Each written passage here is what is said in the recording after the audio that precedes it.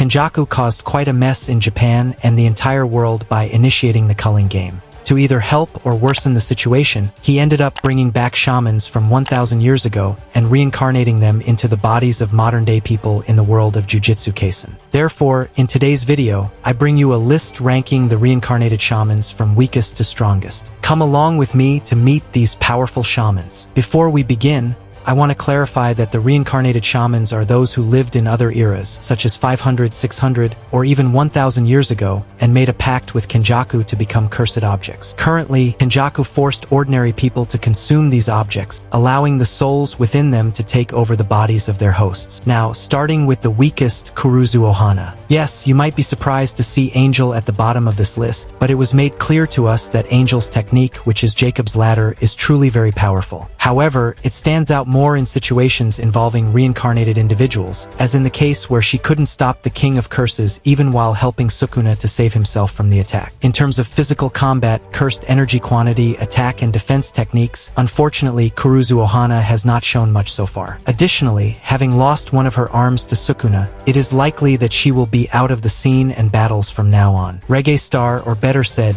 Reggae. In my personal opinion, Reggae's technique, which is the manifestation of receipts, is super overpowered. Just imagine this guy getting receipts for various nuclear weapons, jets, war tanks, and programming these items for a global attack. My friend, no one would be left standing to face this guy. However, we saw in his fight against Megumi that with a bit more intelligence and strategy, Megumi managed to counter the ability by wetting Reggae's receipts, making them unusable and eventually winning the battle. This really showed how powerful and intelligent Reggae is, and many things he mentioned to Megumi ended up happening in the culling game. Despite being a smart and malicious reincarnated shaman, he wasn't well utilized in the story because he was an enemy that needed to be defeated quickly. Therefore, he takes the second to last position on this list. In my opinion, he could have caused a huge mess in Jujutsu Kaisen.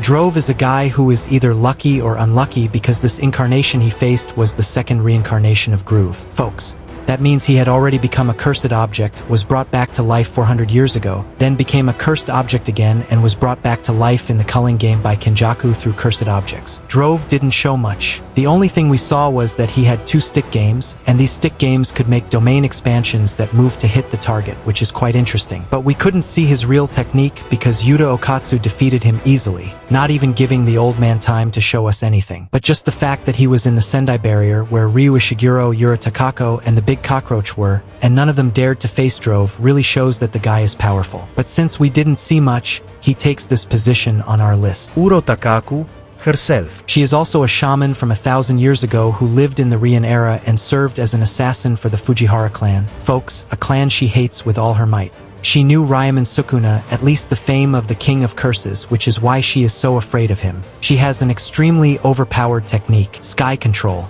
Additionally, she possesses an attack technique called Fine Ice Missile. The Sky Control technique is one of the most overpowered in terms of defense. I think it only loses to Satoru Gojo's Infinite Void. Why do I say that? Because it is a technique that, even if you launch jujutsu techniques or physical attacks, she can distort the sky, the space around her, and thus can deflect cursed energy attacks, sending them back with much more force to the attacker. Truly, it is an almost impenetrable defense technique. And her attack technique, the Fine Ice Missile, is a powerful and highly localized attack that, when it hits, does significant damage to the opponent. Yuro Takaku really has 2 extremely overpowered techniques. She is very sharp, and since she was a hired assassin for the Fujihara clan, she is very experienced in battle. Ryu Ishiguro, not much needs to be said about him, folks. Everything we need to say about him, he already hinted at himself. For 100 years ago, he was considered the shaman with the highest cursed energy output in history. And that was 400 years ago. We saw this in some techniques like the Granite Blast he showed us in the fight against Yuta, Uru, and the Big Cockroach. It is a very powerful technique.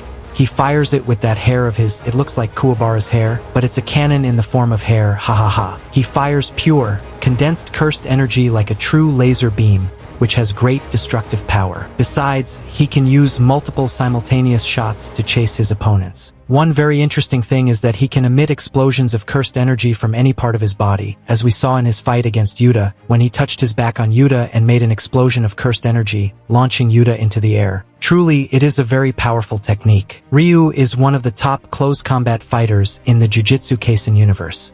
Uram is the cook for the King of Curses, but it doesn't stop there. It's a great honor to serve the King of Curses. She has a sort of bond, a somewhat crazy friendship with him. Additionally, she is one of the most powerful shamans to ever exist in the Jujutsu Kaisen universe, due to her immense amount of cursed energy. She is practically a hired assassin, very stealthy. You only realize you're being hit by her technique when you're already frozen by her compassionate frost, which freezes everything it touches. It's incredibly overpowered. We saw that she managed to freeze even Maki Zenin, demonstrating how formidable she is. She also froze Maxima to give Sukuna time to take that blood and curse goo bath. She is truly powerful, yet we have seen very little of her abilities. Her hand-to-hand combat skills haven't been showcased yet, but the fact that she has a reverse cursed energy that handled Choso's blood poison shows she is a character to be respected, especially since she walks alongside the King of Curses. If you are someone like Sukuna, proud of your immense power, who makes no friendships and unites with no one because you are above all, having someone like her by your side shows that, like it or not, Sukuna respects Yuram a bit. Kashimo Hajime holds this position for one reason.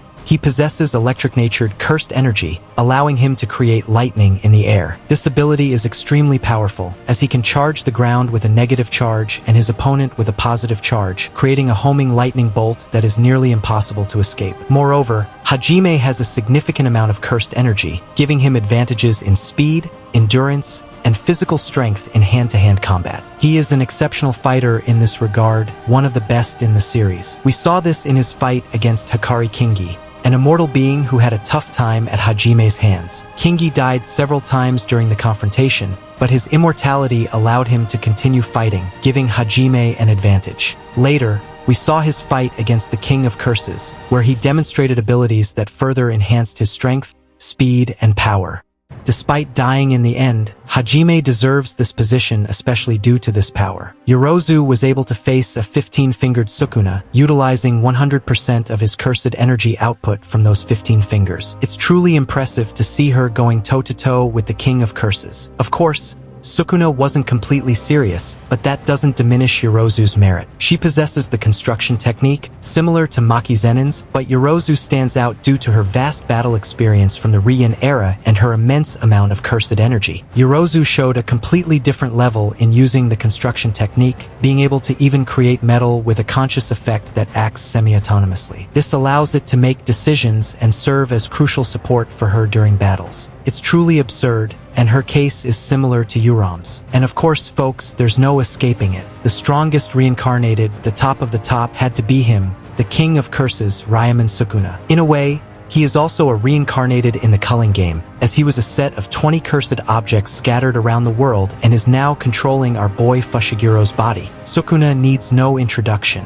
He has one of the most incredible attack techniques in the series. It's nearly impossible to escape a dismantle from the King of Curses. His expansion is considered divine by the author, meaning it's practically impossible to survive. Moreover, he has defeated several powerful characters in the Jujutsu Kaisen universe, including the strongest sorcerer of the current era. Truly, Sukuna is a sovereign being in the Jujutsu Kaisen universe, and our shamans will have to work very hard to dethrone him. So, folks, the video ends here. Comment below if you agree with this list, leave your list in the comments, and I will be looking at all of them. And don't forget to subscribe to the channel to avoid missing more videos like this. With that said, see you in the next video.